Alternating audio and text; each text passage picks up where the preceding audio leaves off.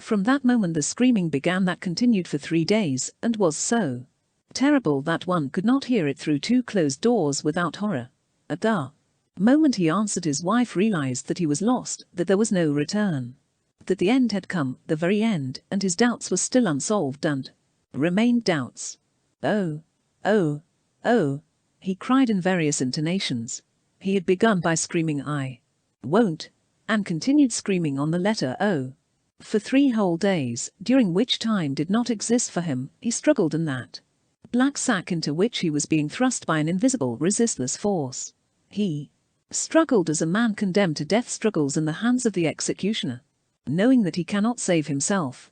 And every moment he felt that despite all his efforts he was drawing nearer and nearer to what terrified him. He felt that his agony was due to his being thrust into that black hole, and still more to his not being able to get right into it. He was hindered from getting into it by his conviction that his life had been a good one. That very justification of his life held him fast and prevented his moving forward, and it caused him most torment of all. Suddenly some force struck him in the chest and side, making it still harder to breathe, and he fell through the hole, and there at the bottom was a light. What had happened to him was like the sensation one sometimes experiences in a railway carriage when one thinks one is going backwards while one is really going forwards, and suddenly becomes aware of a real direction. Yes, it was not the right thing, he said to himself, but that's no matter. It can be done. But what is the right thing? He asked himself, and suddenly grew quiet. This occurred at the end of the 3rd day, 2 hours before his death. Just then his schoolboy son had crept softly in and gone up to the bedside.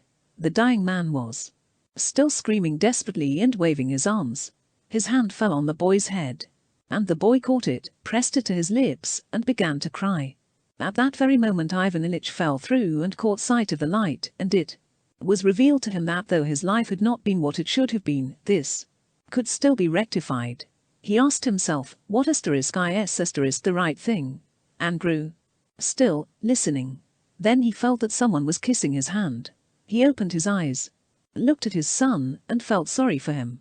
His wife came up to him and he glanced at her. She was gazing at him open-mouthed, with undried tears on her nose and cheek and a despairing look on her face. He felt sorry for her too. Yes, I am making them wretched, he thought.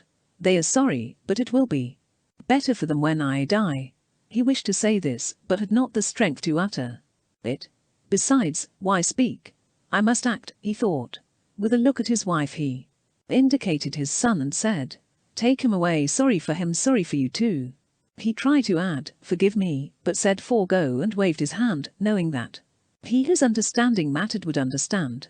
And suddenly it grew clear to him that what had been oppressing him and would not leave his was all dropping away at once from 2 sides, from 10 sides, and from all sides. He was sorry for them, he must act so as not to hurt them, release them and free himself from these sufferings. How good and how simple, he thought. And the pain, he asked himself, what has become of it? Where are you, pain? He turned his attention to it. Yes, here it is. Well, what of it? Let the pain be. And death, where is it? He saw his former accustomed fear of death, and did not find it. Where is it? What death? There was no fear because there was no death. In place of death there was light. So that's what it is, he suddenly exclaimed aloud. What joy! To him all this happened in a single instant, and the meaning of that instant did not change. For those present his agony continued for another 2 hours. Something rattled in his throat, his emaciated body twitched, then the gasping and rattle became less and less frequent. It is finished, said someone near him. He heard these words and repeated them in his soul. Death is finished, he said to himself. It is no more. He drew in a breath, stopped in the midst of a sigh, stretched out, and died. The end.